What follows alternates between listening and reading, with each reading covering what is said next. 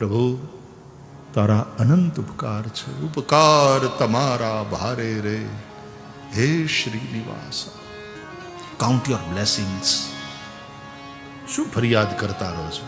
આ નથી ને આ નથી ને આમ નથી ને તેમ નથી, દુઃખી છું દુઃખી છું. ઘણા ફરિયાદના પિંડલા થઈને ફરતા હોય.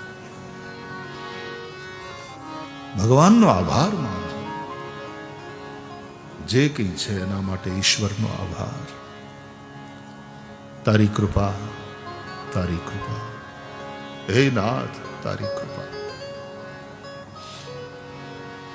કુંતા માતાના ઉપર તો આટલા આટલા દુઃખો પડ્યા અને છતાંય કુંતા કૃષ્ણની સ્તુતિ કરતા કહે છે તારી કૃપા.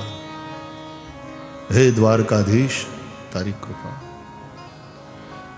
કે માગો ને ભૈબા, કંઈક માગો ને. એટલે કુંતાએ કહ્યું વિપદ સંતુ ન શાશ્વત તત્ર તત્ર જગદગુરો ભવતો દર્શનમ યસ્યાદ પુનર્ભવ દર્શનમ.